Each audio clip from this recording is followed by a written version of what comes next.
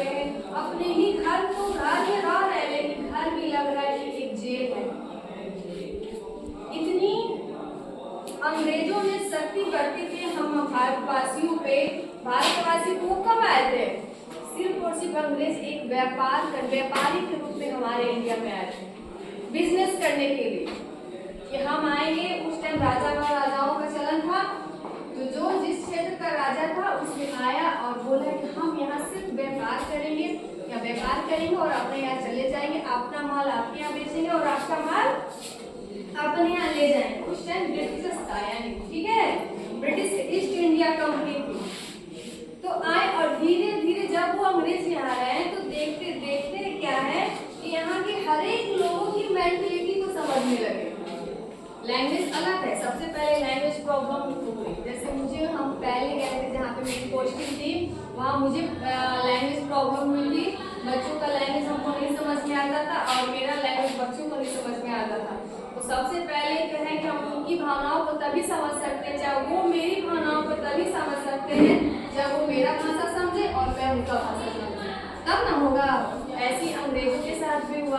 वो जब उनको अंग्रेजी बोलते थे, हमारे यहाँ बहुत सारी भाषाएं बोली जाती है, जैसे हिंदी हो गया, भोजपुरी हो गया, मैथिली हो गया, मगही हो गया, XYZ।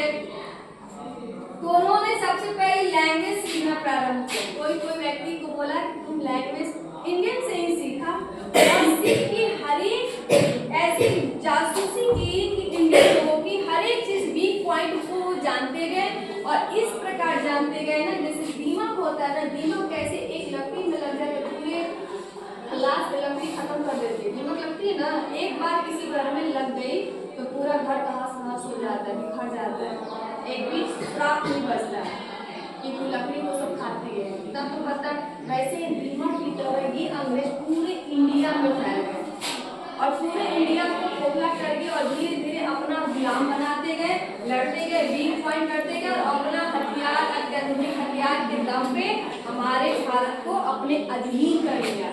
इस प्रकार अधीन कर दिया कि हम जो बोलेंगे इंडियंस को वही करना होगा। इंडियंस को वही करना होगा। इस प्रकार हो गए कि हम लोग उनके गुलाम हो गए। हम लोग इतना हो गए कि कुछ हम लोग अपनी जुबान से और बोलना भी दुश्वार हो गया। अरे हम घर से बाहर दो से अधिक 3 व्यक्ति कोई ग्रुप में बैठ के बात कर रहा है ना, अगर उसको डाउट हो गया तो उसी टाइम उठा के, डाउट हो गया क्योंकि अंग्रेज को डाउट हो गया, उठाएगा और सीधा जेल ले जाके बंद कर देगा। क्या कोई दूसरी व्यक्ति को हमने उठा के ले गया तो सीधा षड्यंत्र रच रहा है हमारे खिलाफ, हमको उड़ाने के लिए, हमको भगाने के लिए, हमको शक था, हमने डाल दिया। तो आप कुछ नहीं कर सकते थे। तो जब हम इकट्ठा भी नहीं हो सकते हैं, तो जब तक हम एक बार बात नहीं करेंगे, गुट नहीं बनाएंगे, कभी अलग से नहीं करेंगे, एक एक उंगली तो सब कुछ तोड़ के निकाल के फेंक देगा। जब तक ये उंगली मुट्ठी नहीं बनेगी तब तक हम अंग्रेजों को कैसे भगाएंगे अपने यहाँ से। अब वो सब ये चीज जानता था, इसीलिए हर जगह कहीं भी घर के बाहर हम कहीं भी रात हो दिन हो कहीं भी हम गुट बना के नहीं बैठ सकते थे। अगर किसी को मिलना होता था जो हमारे भारत को आजादी जिन्होंने भी दिलाई, बड़ी संघर्ष किया है, तब जाके हम यहाँ स्वेच्छा से बैठकर आजादी पूर्वक पढ़ाई कर रहे हैं, चाहे कहीं भी हम जाके विचरण कर सकते हैं। उन्हीं के कर कमलों द्वारा हम यहाँ अच्छे से बैठ गए हैं। वो रात को 2 बजे रात में, 3 बजे रात में, ऐसी अंधेरी रात में चुपते छुपाते अंधेरे में उस जंगल की रात में अंग्रेज को डाउट ना हो, ताकि हम अपने षड्यंत्र के माध्यम से क्या प्लानिंग किया जाए ताकि इन अंग्रेजों को अपने एरिया से काट फेंके यहाँ से। ऐसी आजादी अपने को नहीं मिली, वही आजादी के लिए कल्पना के बारे में पलक पावड़े लिखते कह तो रहे हैं कि प्रकृति बड़ी मनोहारी है, मनोहारी देश है। उसके बारे में आपने कविता पढ़ी होगी, तो कविता के बारे में बहुत सारी चीजें बताई। ये हरिऔध जी ये बताना चाह रहे हैं कि कब हमारा भारत आजाद होगा, कब हमारा भारत आजाद होगा। और जब आजाद होगा उस आजादी की अगली सुबह कितनी सुखमय होगी, एकदम सुखमय होगी, संगीतमय होगी। कैसी कल्पना होगी कि हम एक चिड़िया की भांति स्वेच्छा से, ये पूरा आसमान मेरा है, हम जहाँ चाहे वहाँ जा सकते हैं। कब ऐसा दिन आएगा कि हम यहाँ बैठे, कहीं भी बैठे, चाहे किसी से सभी सेलर से भी बात कर ले, कहीं हम अपने मामा के घर ही चले, कब ऐसा होगा? क्योंकि जब संभव नहीं था। और इसी के उपलक्ष्य में आपकी एक कविता लिखी है आज़ादी के उपलक्ष्य में कि कब स्वतंत्रता मिलेगी, और साथ ही साथ आपका प्रकृति वर्णन भी की, क्योंकि प्रकृति का से भी प्रेम था, लगाव था, स्नेह था। तो चलिए हम कविता पढ़ते हैं यहाँ तक कि किसी को दिक्कत है प्रति क्वेश्चन को बोले है। इसलिए क्योंकि 1865 में इनका सॉरी 1865 था ना जी, 1865 में इनका जन्म हुआ है, और सन 1947 को आजादी के जब जिस साल में आजाद हुआ था भारत, उसी साल ये इस महान भूमि का इस धरती से हमेशा हमेशा के लिए विदा हो गए, यानी कि स्वर्गवास हो गया इनका देहांत हो गया। 15 अगस्त सन 1947 को हमारा भारत आजाद हुआ था ना जी, उसी सन में ये भी चल बसे थे। चलिए इन महान बुद्धि के द्वारा लिखी हुई कविता का हम गायन करेंगे और पढ़ेंगे, ठीक है। पढ़ेंगे आज क्यों है, क्योंकि ये कविता ऐसे कर रहे हैं जैसे आजादी मिल गई है, ठीक है, स्वतंत्रता मिल गई है। उस टाइम ये जब तक लिखे ही कविता ना आजाद हो चुका है उस टाइम, ठीक है, लखनऊ में। इसलिए बोल रहे हैं कि आज आजादी मिल चुकी है, आज क्यों भोर है बहुत भाटा, क्यों खिली आसमान की लाली, इसलिए है निकल रहा सूरज साथ गोली भरी लिए खाली। अर्थात हरिऔध जी कहते हैं कि आज वो तो हर दिन होता है, सुबह हर दिन होती है, लेकिन आज इस सुबह में क्या बात है जो इतनी अच्छी लग रही है, उसकी वजह से लग रहा है कि एक नंबर सूर्योदय हो रहा है। सूर्योदय से पूर्व जो आसमान की लीलाएं होती हैं, जैसे कि चंदा मामा होते हैं, जैसे सूर्य भगवान का आगमन होता है तो वो छिप जाते हैं, उनके प्रकाश से सभी चिड़िया चहचहाने लगती है, अब भोर होने वाला, अब सूर्योदय होने वाला है। उनका संगीत ऐसे लग रहा है कि गीत हो रहा है, बज रहा है, कानों में इतना सुखद अनुभव हो रहा है कि क्या करें। जब भोर हो रहा है तो ऐसे लग रहा है प्रतिदिन ऐसे सूर्योदय को देखें, क्योंकि इससे पूर्व जब भी मैं सूर्योदय देखता हूँ एक हताश निराश में बहरने लगा, लेकिन ये है अब दूर हो गया है, हृदय से दूर हो गया है। ये भोर बहुत अच्छा लग रहा है, सुखद लग रहा है, सुखद लग रहा है, क्योंकि हमें अनुभव हो रहा है स्वतंत्रता का, आजादी का अनुभव हो रहा है। ये इस भोर के माध्यम से इसलिए आज क्यों भोर है बहुत ज्यादा, यानी ये भोर यानी सुबह, तो सुबह जब सूर्योदय होता है 3 या 4 बजे के लगभग में तब होता है ना जी, तो उस टाइम ये भोर क्यों इतना अच्छा लग रहा है, क्योंकि आसमान की लाली, जब सूर्योदय हुआ, जब लालिमा छाए हुए आसमान पे इतना सुख में सुखद प्रतीत क्यों हो रहा है, इसलिए निकल रहा है सूरज, इसलिए निकल रहा है कि अब भारत आजाद हो गया। अब जो घनी अंधियारी के बाद एक नए दिन सूरज निकलता है, और उस सूरज के आगे जितनी भी अंधियारी होती है वो दब जाता है, यानी जितने भी दुख कष्ट हम अंग्रेजों का सहे हैं 200 सालों से, अब वो अंत हो गया, अब एक नई सुबह हो रही है, उन सभी को जितने भी कष्ट था वो सभी खत्म हो गया, अब एक नई सुबह हो गई, एक नई यात्रा प्रारंभ हो गई। अब हमारे भारत पे भारतवासियों का राज हो गया, अंग्रेज यहाँ से चले गए, इसलिए वो बहुत भा रहा है। और जब कोई आता है, जब हमारे कोई गेस्ट आता है, तो कैसे हम पहले का रीति रिवाज अपना तो नहीं पता, कोई कर रहा है कि नहीं कर रहा है नहीं पता, लेकिन हालांकि कहीं कहीं फर्स्ट टाइम होता है, जैसे बेटी ब्याह करके आई, फर्स्ट टाइम अगर मायके गई या ससुराल गई, चाहे दामाद फर्स्ट टाइम आए चाहे गए, तो उस टाइम घर की औरतें जो लेडी होती हैं, बड़े बुजुर्ग होती हैं, थाली मिलाते, कुमकुम रहता है, अक्षत रहता है, कपूर रहता है ना जी, दही रहता है, टीका वगैरह करके उनका आरती करके फूल अच्छे डाल के तब घर में प्रवेश होता है। इसी अभी भी मतलब कि ये फर्स्ट टाइम वाला है, पहले हर टाइम जब भी कोई गेस्ट आएगा गेस्ट के साथ होता था टीका वगैरह करके आरती दिखाने, अभी भी घर में प्रवेश करने को कहा जाता है। ठीक वैसे ही जब सूर्योदय हो रहा है, जब सूर्य भगवान आ रहे हैं अपनी प्रकाश के साथ, वैसे ही यहाँ पे जो प्रकृति का हर एक कण, जैसे फूल पत्ती चिड़िया भौरे सभी लोग ऐसे लग रहा है कि हाथ में थाली लिए हुए सूर्य भगवान का स्वागत कर रहे हैं, खड़ा है कि कब आप आएंगे और इस अंधियारी रात को उजाले में प्रतीत करेंगे। जो घनी अंधियारी रात है, इस दुख में रात को उजाले में बदलेंगे, क्योंकि अब भारत आजाद हो गया है। अब ये लग रहा है कि सूर्योदय को एक नई रोशनी है, सब में एक नई ऊर्जा का बहाव है। समझ में आया? आगे बढ़े। इस तरह क्यों चहक उठी चिड़िया, सुन जिसे है बड़ी उमंग होती। अब हम पढ़ेंगे कविता तो ऐसे ही समझ में आ जाएगा। हाँ, आपको ध्यान समझ में आएगा ना? आपको डिफाइन करना पड़ेगा, डिफाइन करना पड़ेगा, समझाना पड़ेगा, तो बताना। इस तरह क्यों चहक उठी चिड़िया, सुन जिसे है बड़ी उमंग होती। उस आपके तमाम पत्तों पर क्यों गई बखेर क्यों होती। अर्थात हरियाल जी कहते हैं कि इस तरह क्यों चहक रही है, चहचहा रही है चिड़िया, उसी से वो मंत्रमुग्ध हो गई है, पागल हो गई। अब हम आजादी पूर्वक अपने भारत में विचरण कर सकते हैं। भारत का हर एक नागरिक अपनी इच्छा अनुसार इसको जो करना वो कर सकता है, किसी के रंगों कलम पे नहीं रहेंगे। अंग्रेज अब हमारे यहाँ से जा चुके, हमने जड़ से हम अपने आदरणीय नेताओं के द्वारा उनको आजादी दी, उनको भगा दिए। अब हमें कोई रोक नहीं, अब जी ऐसे लगता है दिल खोल के जिए।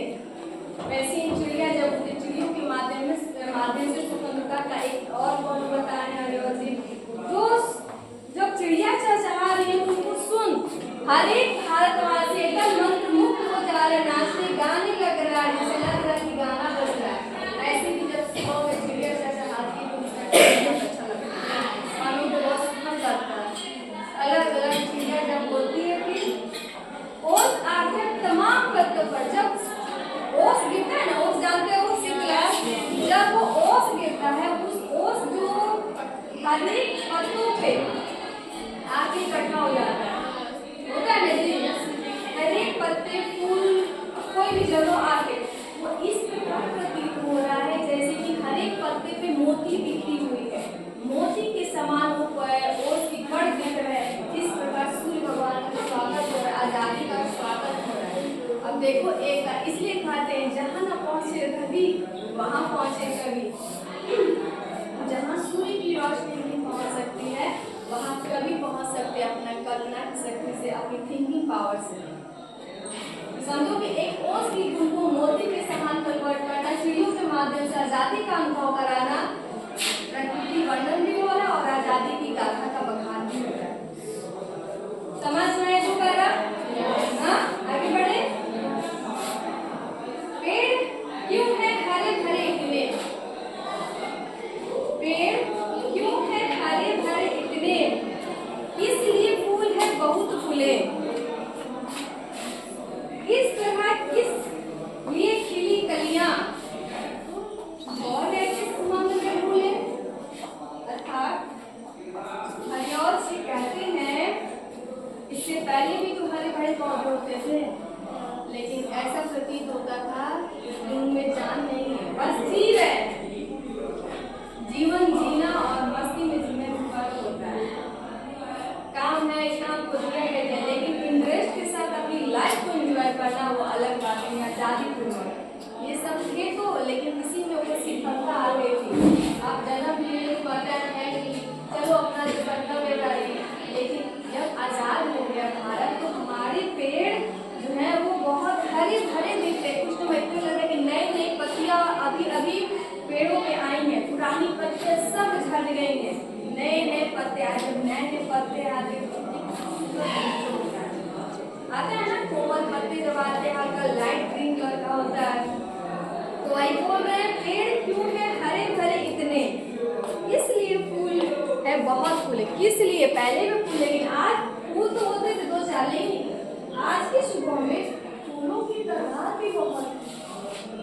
अरे पेड़ पौधे जानवरों के साथ साथ, यानी कि पहले तो इक्का दो कहीं दो चार फूल खिलते, यानी कि दो चार भारतवासी दिखते थे, लेकिन आज तो संपूर्ण भारत में केवल भारतवासी ही दिख रहे हैं और आजादी की कामना ले स्वागत करें। तब आजाद हो मेरा भारत, सभी मिलकर हर एक पूरी भारत में हर एक पेड़ पौधे जीव जंतु मनुष्य हो गए चाहे जानवर, सभी भगवान सूर्योदय का कामना कर रहे हैं और सभी इंतजार करें कब सूर्योदय हो, एक नया भोर हो और एक नई लाइफ की जर्नी शुरू हो। इसलिए बोल रहे हैं पेड़ क्यों है हरे भरे इतने, किस लिए फूल है बहुत फूल है, यानी बहुत फूल है।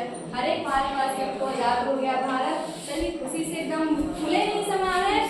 इस तरह किस लिए खिली कलियां तक भी, यानी छोटे छोटे बच्चे में भी वो आजादी की उमंग जो लिए है उसमें वो लालसा आ गई, अरे अब तो भारत आजाद हो गया, हमें भी कोई रोकेगा टोकेगा नहीं, हमें भी कोई खेलने से नहीं रोकेगा, भगाएगा नहीं। अरे यहाँ तक होता था ना, अंग्रेज किसी पे डाउट हो जाएगा क्योंकि उनके पास अत्याधुनिक हथियार थे, डायरेक्ट बंदूक निकाले गोली मार देते, बिल्कुल ग्रह नहीं होता था, तुरंत एट ए टाइम उसको मार देना, तुरंत ना आओ देखो ना ताओ देखना।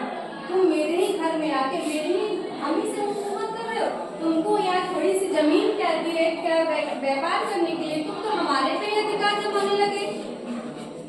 तो अब ये यही एक चीज है कि 200 साल लगे हमारे भारत को आजाद करने में, इंडिया एक भारतवासियों की भी गलती थी क्योंकि वो एकता में थे नहीं। अगर सब लोग एकजुट होते ना तो कब का अंग्रेज चले गए। जैसे प्रथम स्वतंत्रता संग्राम 1857 हुआ था ना, रानी लक्ष्मीबाई के नेतृत्व में, उसी टाइम हमारा भारत आजाद हो जाता। लेकिन पूरे क्योंकि वो इकट्ठा थी नहीं, सबको एकजुट करने का प्रयास किए, लेकिन कोई भी उनका सपोर्ट नहीं किया। कोई सपोर्ट किए तो कहेंगे मान लो कोई मीरगंज से लड़ रहा है, कोई गोपालगंज से लड़ रहा है, कोई उसका गांव से लड़ रहा है अंग्रेजों के खिलाफ, अलग अलग करोगे तो अंग्रेज तो ऐसे मार उड़ा देंगे। उनके पास तोप थी, बंदूकें थी, हमारे पास ये सब कुछ नहीं था। हमारे पास जो देसी हथियार थे, चाकू हो गया, हथियार यही सब थे, ये सब नहीं थे। तो अगर हम सब मिल के करते ना, ये कब का भाग गया होता सब। 1857 में ही हमारा भारत आजाद हो जाता, 15 अगस्त 1947 को आजाद नहीं होता। लेकिन कोई अंग्रेज, कोई हमारे ही इंडियन वासी, किसी ने अंग्रेजों का साथ दिया और किसी ने उनके खिलाफ किया, इसीलिए एक एक उंगली करके लड़ोगे तो कोई भी तोड़ देगा ना। इसीलिए इन सबको इकट्ठा होना, जब इकट्ठा यही उंगली एक को ऐसे कोई भी तोड़ देगा, यही सब पांचों मिल गए तो इकट्ठा हो गया ना, इसको कोई तोड़ देगा उंगली को नहीं। अगर वो चीज जान चुका है अंग्रेज, इसीलिए कोई भारतवासी को इकट्ठा ना बातचीत करने देना, किसी भी रीजन से इनको अलग थलग रखना है, ना पास रहेंगे, ना बातचीत होगा, ना व्यवहार होगा, और ना हम लोग को डर होगा कि हम लोग का बहुत चंद दिनों के मेहमान, ऐसा नहीं होगा। इसीलिए लॉर्ड डलहौजी ने एक नीति अपनाई थी, वोट डालो राष्ट्र बचाओ। एसएसटी में पढ़ोगे, पता ना पढ़े हो कि नहीं पढ़े हो नहीं पता है, एसएसटी में आप लोगों को पढ़ना है। लॉर्ड डलहौजी की एक नीति है, वोट डालो राष्ट्र, बेबी अब आएगा, उनके द्वारा बड़ी फेमस नीति है, वोट डालो, यानी दोनों के बीच में वोट डालो। मान लो 2 व्यक्ति को डिग्री याद है, बात करना है, उनमें ऐसे एक डर उनकी इनके अपने में लड़ने लगे। जब तक इंडियंस अपने में लड़ते रहेंगे हमारी कुर्सी सेफ है, जब इंडियंस इकट्ठा हो गए तो हमारी कुर्सी अनसेफ हो जाएगी। इसलिए डलहौजी ने ये नीति अपनाई। फिर आगे बढ़े यहाँ तक, इसलिए बोल रहे हैं पेड़ क्यों है हरे भरे इतने, किस लिए फूल है बहुत फूले, इस तरह इसलिए खिली कलियां, भौर है किस उमंग में बोले, यानी भौरे भी कलिए के ऊपर इस प्रकार उमंग में भौरे आते। तो पहले वो भी डर से कभी बाहर नहीं निकलते थे, लेकिन अब आजादी मिल गई है, हम बेझिझक होके हर फूल पे, कभी इस फूल पे, कभी उस फूल पे, कभी यहाँ भी, यानी भौरे भी उमंग पूर्वक अपने जीवन व्यतीत कर रहे हैं, घूम रहे हैं, फिर रहे हैं। फिर आगे, क्यों हवा है संभल संभल चलती, क्यों हवा है संभल संभल चलती, इसलिए जहाँ तहाँ थमती, सब जगह एक एक कोने में क्यों महक बसाती पृथ्वी। अर्थात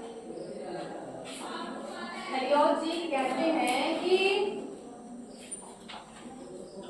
क्यों हवा जो है इतनी हौले हौले चल रही है, जैसे रूह को सुकून दे रही है, बॉडी को सुकून दे रही है, जैसे आत्मा तृप्त हो रही है।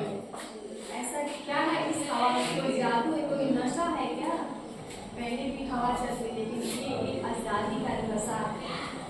इस प्रकार नशा है कि जैसे जब दिमाग मन तन मन धन अस्थिर हो जाता है ना, तो जब तुम कभी जगहों पे तालाब के किनारे पेड़ के नीचे बैठोगे तो मन में मतलब रहती है ना, जब बॉडी से टकरा के गुजरती है लगता है कितना सुकून दे रहा। वो सुकून तुमको एसी पंखा कूलर भी नहीं देगा जो प्रकृति ने हमको दिया है। तो वही बोलते हैं क्यों है हवा संभल समझे हौले हौले चलती, इसलिए जहाँ तहाँ कभी कहीं कहीं रुक के चलना, कहीं चलना, सब जगह एक एक कोने में क्यों महक है पसाचे खड़ी, यानी इतनी उमंग में चल रही है, इतने हौले हौले चल रही है, वो भी आजादी पूर्वक, यानी उससे भी कोई रोक नहीं है। अब हवा जो चलती है हर एक प्रकार का गंध लिए हुए चलती है और इस प्रकार चलती है कि हर कण कण पृथ्वी का कण कण में ऐसे लगता है आजादी की महक आ रही है, खुशबू आ रही है। कहीं भी ऐसा कोना नहीं है जहाँ हम कह सकें कि वहाँ भय है, डर है। ये भय और डर को हमारे आदरणीय सभी नेताओं ने दूर कर दिया। अब हमारा घर अपना हो गया, क्योंकि अपना घर हम अपने घर पर मेरा अधिकार नहीं था, लेकिन जो डॉक्टर राजेंद्र प्रसाद हो गए, जवाहरलाल नेहरू, अनेक नेताओं ने जो हमारे लिए किया है वो बहुत अतुलनीय, उसका योगदान हम जीते जी कभी नहीं पूरा कर सकते, क्योंकि अगर वो नहीं किए होते तो क्या पता अभी भी हमारा भारतीय अंग्रेजों के गुलाम ही होता। अपने घर में भी बोलते हैं कि इसकी रखवाली वो करता है, मतलब वो जैसे जैसे ऐसे ऐसे करता घुमाता वैसे वैसे हम लोग। फिर आगे बढ़े, यहाँ तक तो कौन दिक्कत आपत्ति क्वेश्चन किन्हीं का? हाँ है किन्हीं का? बाकी सब तो मुंह में दही है, किसी का है क्वेश्चन आपत्ति? नहीं। चलो आगे बढ़ते हैं। लाल नीले सफेद पत्तों पे भर गए फूल बेली बहली क्यों, झील तालाब और नदियों में बिछ गई चादरें सुनहली क्यों। हरिऔध जी कहते हैं, इसके माध्यम से कहना चाहते हैं कि लाल नीले सफेद जो पत्तों है, जो पत्ते हैं, ठीक है, पत्तों की वैरायटी के बारे में बताया है, टाइप्स ऑफ पत्ते। भर गए फूल बेली बहली क्यों, यानी हर जगह फूल है, हर प्रकार के फूल पत्ते, हर कलरफुल फूल हो गए, पत्ते हर तरफ है, और झील तालाब नदियों में इस प्रकार बिछ गए जैसे कि लग रहा है कि चादरें बिछाई गई। उस नदियों में, उस तालाबों में, झीलों में इस प्रकार पत्ते फूल पत्ते आगे गिर गए, जैसे लग रहा है कि प्रकृति का सूर्योदय हो रहा है, जैसे लग रहा है चादर बिछी हुई है। इस प्रकार बिछी जैसे लग रहा है कि सुनहला रंग का चादर बिछा हुआ है पर, और लग रहा है कि आइए हम आपका स्वागत करें। पलक पावड़े मतलब हम आपका स्वागत करते, आइए पधारिए हमारे घर। यानी आजादी की कल्पना लिए हुए सब एकदम उमंग भरे सब लोग खड़े हुए हैं। पलक पावड़े यानी पलक बिछाए, बिना पलक को झपकाए हुए हम आपका स्वागत कर रहे हैं। आजादी के लिए इतना स्वागत बेहाल है, सब कोई भी बेहाल हो सकता है। स्टॉप करो दोस्तों।